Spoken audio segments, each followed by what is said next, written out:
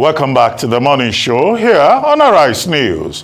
Joining us now is OjyOkpe with stories trending around the world. Hello, Jinx. Good morning, Dr. Abati. How are you this morning? I'm good. I saw you this morning doing the Lord's work and doing your job as a theater professional. Well done. Good morning, Vimbai. Good morning, Oji. How are you this morning? Very well, and yourself? You know, I'm always very happy to see you. Good morning, Rufai. Abido Sheka. You found a way to cheer me up. Wow, you're trying. That's Ndaboski. Ganduka Ganduza. Well, all right. Good morning to you, viewers. Let's begin what's trending by paying tribute to the 17 officers killed in Delta State on March 14th, who were laid to rest on Wednesday at the National Military Cemetery in Abuja.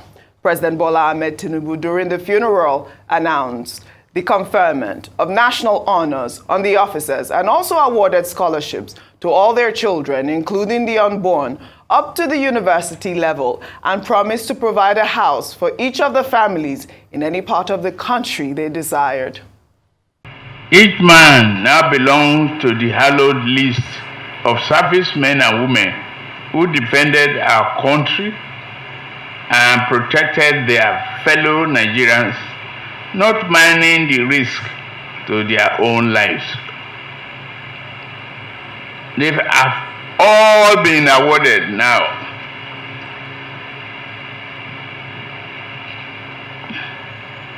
A posthumous national honor. The 4 gallant officers have been accorded the award of members of the Order of Niger, MON. The 13 courageous soldiers who also lost their lives have been awarded the Officers of the Federal Republic Medal.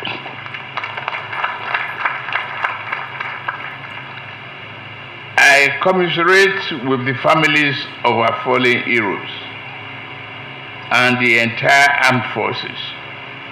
I share in their pain and grief, the grief you carry today. It is my prayer that God will comfort all who are bereaved as a result of this tragedy. A befitting funeral. May their souls rest in peace. In the meantime, the Defence Headquarters has declared 8 persons wanted in connection with the killing of the officers. The military authorities made the announcement in a post on X with a display of their photographs stating that they were prime suspects in the killing of the officers in Okuama community in Ugheli South local government area of the state. Well, Reuben Baru, who is among the 8 prime suspects connected with the killing of the soldiers in a viral video last week, accused Tomopolo of masterminding the attacks. This one, now be my last video when I go do concerning this Okuama and Okoloba fight. Okuama and Okoloba, they get land issue. The land issue, small crisis called a day. Oh, now, we be Ijaw people. We federal government give power to the bomb buckery, to the bomb diesel, and they cook. They use the same army, they escort their own, they go sell. They betray their own blood. That man, he go use the army, carry people from Okuama community. 3 people where they carry, they slaughter them. Now, they come back to come carry community leaders. And I know very well, say, once the community leaders are captured, the youth are powerless. The action take place. When they make comments, say, na peacekeeping, all those army come. Point of correction, no army come for peacekeeping. They fight in favor of Tomopolo, because Tomopolo have ordered them to do so. When they say, make I show my face, all these on comments, when they comment, now just ordinary written. Now writing on just the right.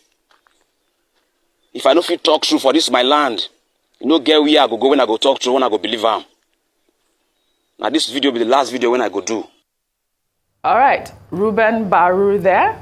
Earlier this morning, Dr. Abati, I heard you saying you were scandalized by the fact that he bears the same name as you do. But, you know, as always, they are still suspects at this point, and I'm, you know, happy that at least that there's some sort of, you know, investigation already taking place for our 17 gallant soldiers who lost their lives unnecessarily.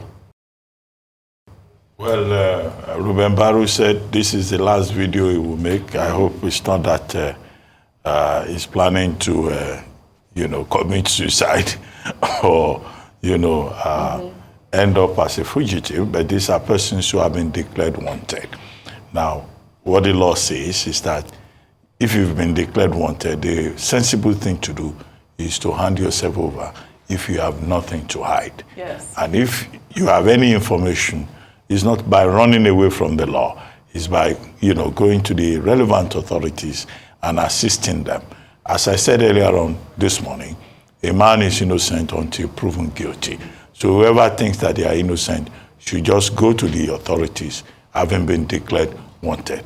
And I hope that the same authorities that have declared them wanted will not play possum, that's go asleep, sleepwalk, until they also disappear like Anjawala, that Binance director, you know, to further ridicule the Nigerian state and the ineffectuality of the state. However, again, we commiserate with the families of the slain officers who were laid to rest yesterday. And it's good to hear that the Nigerian state is not just honoring them. We have also been reassured that the families will be given maximum support and that, you know, their entitlements will be paid. In fact, I think it was President Tinubu who said he was ordering the military authorities to ensure that all the entitlements of the affected soldiers will be paid within 90 days. Yeah. And I hope that nobody will disobey the commander-in-chief and come back to say, oh, we didn't get alert from the Ministry of Finance or no provision was made for this. In the same manner, every other soldier who may have fallen, whether in the Boko Haram front or in any other theater of war, you know, the Nigerian government has an obligation to make sure that their entitlements are paid and that their widows and children are not subjected to unnecessary hardship. In this particular case, we understand that 3 of the wives of the widows, you know, are heavy. They are pregnant. One 4 months, another one 5 months, another 8 months. Now, those children, when their mothers are delivered of them, they are coming to this world as fatherless children, right, because their father, you know, served Nigeria. The General Lagbaja said 21 orphans in total. 21 children have been rendered fatherless, plus the 3 that we are expecting. That's 24. So it's not just that 17 persons have been killed. You know, 24 other Nigerians have been put in a very difficult circumstances. So we thank President Tinubu for even saying that even those unborn children will also enjoy scholarship from the Nigerian state. It's not that this should be pronounced. We expect that the necessary mechanism will be put in place to ensure that the Commander-in-Chief's directive is carried out. And then beyond all of this, the president said houses will be given to the affected families. Now, a word for the in-laws, because Nigerians are very funny people. Let no in-law come forward and say, oh, it was my brother that died in Okuama. They cannot give his wife a house, you know, in all these widowhood problems that we have. The Nigerian military should take further steps to support those women so that if any useless in-law shows up saying they are next of kin or their uncle or their father, you know, those women, they need protection from these problematic in-laws that we have in Nigeria. Despite the fact that in Mojoku versus Mojoku, you know, the Court of Appeal had ruled that widows, women, have rights, even, you know, when their husbands have departed. That's the other part of it that I think we should point out. Well said, Dr. Abati. Thank you for highlighting that. Again, may their souls rest in peace. We'll take another story. The 137 Kaduna school children rescued from terrorists on Sunday, March 24th will today be reunited formally with their families. The Secretary to the State Government of Kaduna, Dr. Abdul Kader Mayeri, made the announcement on Wednesday when they hosted the school children with their parents at the Women and Children Center, where they are undergoing psychosocial therapy. Some of the parents and school children at the gathering shared their experience and thanked the Kaduna State Governor, Uba Sani, for his efforts in ensuring their release. Muna godiya ga gwamnati da uwan marayu da suka taimaka mana. Allah ya sa muka ga iyayenmu lafiya su ma suka ga mu lafiya. Muna fata Allah ya ƙara ɗaukaka su. Mu ma Allah ya ba mu fatan da muke buri a rayuwarmu. Za a yi haƙuri daidai da aka ji muryar ba wani abu ne murna ne take da ina cikin hawaye. Babu shakka Allah kaɗai sai irin cikin wurin da ke cikin kirazanmu. Na farko muna ƙara miƙa godiyarmu ga Allah subhanahu wa ta'ala da ya mana baiwa da wannan rahama. Babu abin da za mu ce mai girma gwamna kun bari da addu'o'i da fatan alheri wa waɗannan yara. Allah sai ya kama shi alheri, Allah ma ƴaƴansa albarka. Mai girma gwamna da gwamnatinsa muna roƙon Allah subhanahu wa ta'ala ya tsare masa, ya iya mishi, ya rike mishi da jami'an shi. Ubangiji Allah sa ya gama ya maimaita ƙara maimaita Allah kai shi gaba. Kuma mun fara jin albishir da cewa waɗannan yara namu in Allah da mai girma gwamnati zai jajirce har sai ya ga sun gama university. Ubangiji Allah ya da haka. All right, Vimbai, we took this story yesterday and we discussed it, and I did mention that the parents are allowed in that center to visit their children, and that's one of the videos. But it appeared that the government were listening as well, because by tomorrow they will be formally reunited with their family. They will be returned to their parents, and hopefully all of the allegations or accusations of exploitations or what have you will quell the situation. But we really thank the Kaduna State government and governor for taking these steps. I think it is important that he was able to shelter those children. I mean, knowing that they had gone through all of that trauma for how many days was it? 17 days, for him to take the time out to make sure that the children get the help that they deserve.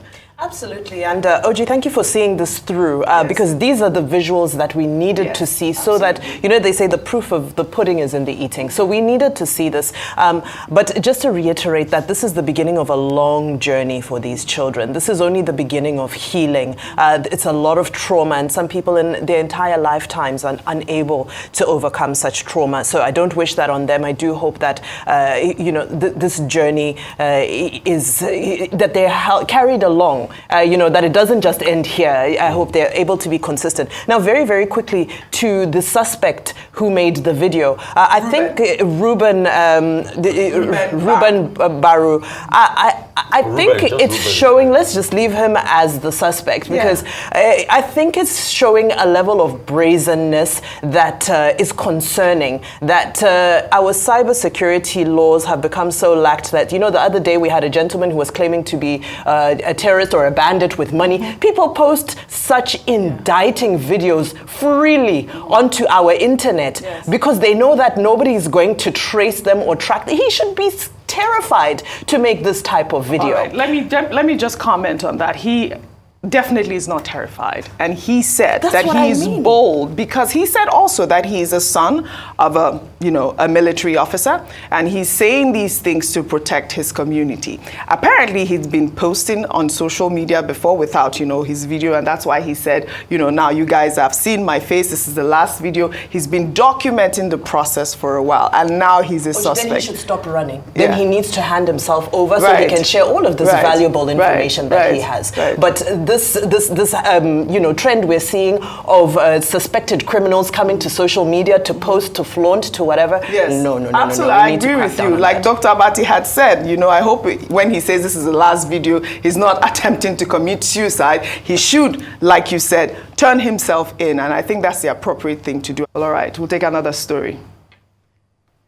Debola Daniel, son of former Ogun State Governor Gbenga Daniel, took to social media on Wednesday to share an alarming incident where he was denied access to a Kentucky Fried Chicken branch in Lagos State because of his disability. The incident unfolded at the Murtala Mohammed International Airport branch in Lagos, where he was reportedly singled out and informed no wheelchairs allowed by the restaurant manager.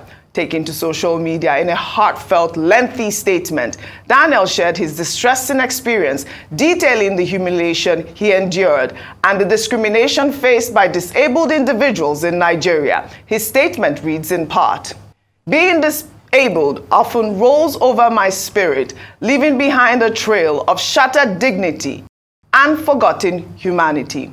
Nowhere more so than in Nigeria. I have never been the type of person to make a fuss or complain about my disability. My approach has always been laissez-faire. Ultimately, it is what it is. It is a part of my identity. And like everyone else, I have my days of self-doubt and confusion as to how and if I fit in society. To be disabled in Nigeria is to be undesirable, unwelcome, and unaccepted. As I have said before, it is a lonely, scary, and isolated space." Well, kudos, really, for calling out this situation that has been plaguing Nigeria for a while. Rufai, I'm coming to you on this story. The issue of disability and the complete neglect is what I will call it, because how dare they tell him he cannot enter a facility because he's using a wheelchair? Rufai. So, number one, I feel very passionate about this because I had served in some think tank by the Lagos state government. I think about during Ambode's tenure about disability. And that think tank was to get, a couple of recommendations that finally became a bill about the Lagos State even disability, persons living with disability fund. We did some extensive work on that. And the way people living with disability are being treated in the country is a very sad one. We have a society that doesn't care for people. I don't know why, till date, authorities have not gone to that KFC probably to shut it down, because you ought to have disability ramps. And most establishments don't even have it. So let's even start from there. Disability access to most hotels and establishments and the whole gamut of it. Yes. But this is a country where people living with disability had to go protest in the National Assembly and they were beaten and they were hurt. And that's the kind of society we live in. We don't even care for people enough, let alone people that are living with disability. We just look down on them in society, and this has to stop.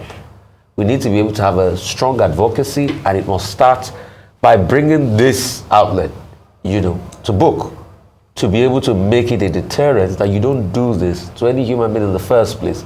I mean, in some other climes of the world, in every parking lot there, disability parking, ample parking for disability. And for those that treated this young man this way, you forget in a hurry that we are all disability waiting to happen one way or the other. You pray to live long, right? When you get into old age, you have some level of disability. I mean, I'm saying this because I had a father that had some level of disability. Yeah, I remember. 12 years ago, 12 going to 14 years ago, my father all of a sudden developed a tumor in his spinal cord. He was in his 70s. He was an agile man all this while. Nothing had happened to him. But he had a tumor in his spinal cord and it shaped the way he lived till the end of his life. It could be an accident, it could be anything. So why do we treat people this way? And why don't we teach them how to treat people in the first place? So I think that establishment, one, I'm happy they're called out. Secondly, they should go there. Probably the members of staff should be taken through a proper training. Proper training. And we should also check, do they even have disability ramps in the first place? What's disability access? And if they have any fines to pay, they should be made to pay fines. We can't live in a society that is just mad. Now, sometimes we're just having a society that is going berserk. As regards the soldiers that were killed, my commiseration goes out to them. And the man that was making a lot of revelation, like we said before, there's more that meets the eyes as regards what happened. It's more a resource thing rather than a communal thing. And that's why we must look into the resource, the oil theft and the bunkering ecosystem in that area, number one. Secondly, for those military officers, we pay condolences to them. I hope the Nigerian state is able to, create buffers for them and all of that. But it is also indicative that even in all of this, we all should be careful. Even the security authorities should be careful as regards this ecosystem.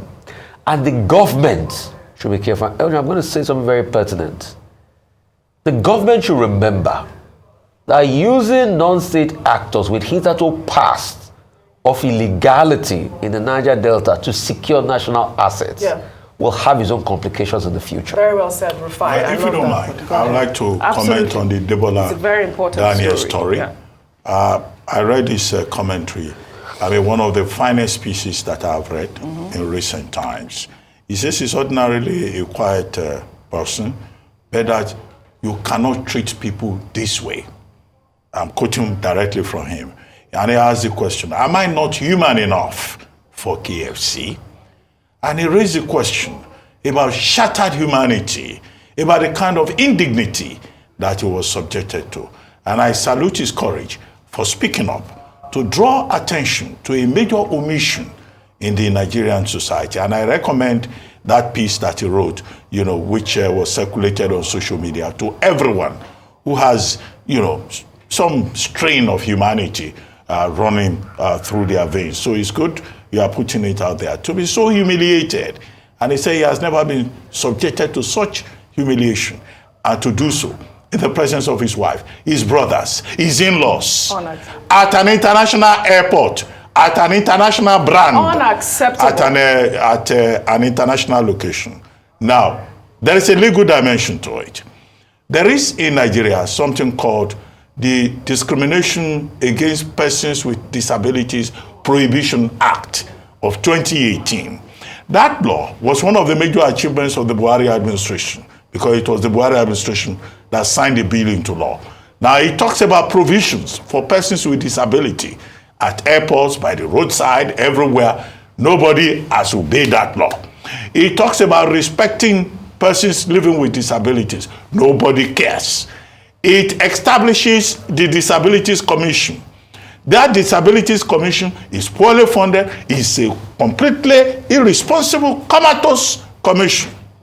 And yet it deals with an important part of the Nigerian Constitution, which talks about the right to dignity of human persons. Now, Section 1, Sub 2A and B of that Act prescribes punishment for corporate bodies that treat people shabbily, living with disability. It prescribes a fine of 1 million naira. I don't think that fine is big enough. It says if individuals are involved, the individual will pay 100,000 or go to jail for 6 months. I think that the further steps should be taken by Debola Daniel by suing KFC to court and to test the law, to test the existing law, so that everybody can begin to learn lessons, relevant lessons, about inclusiveness, about inclusion, about the dignity of all persons. All right. Well said, Dr. Abati. I really love that you highlighted that. We only have about 30 seconds been by to end What's Trending. I wanted to end it in Guinea-Bissau, where the country's ex-president, the son of the country's ex-president, has been jailed in the United States for heroin trafficking. What are your thoughts on that, really quickly? Well, Guinea-Bissau, of course, is quite a hub when you look at the trafficking routes. Yes. This is big business in that ecosystem. This is unfortunate because, again, we're seeing instability rearing its ugly head in the ECOWAS region. Yes. Great that he has been arrested, but definitely now we focus on ECOWAS and, especially the Francophone countries and the making sure that, this wave of coups that we've been seeing is actually I love that. Just to note that he actually wanted to be it was saving the money up for to become next president. What do we not see in Africa? So it's not just Nigeria as well. Well, I'd like to thank you all for your great analysis, as always, on What's Trending. Well, that's all I have for you guys on What's Trending today. I'll see you all tomorrow.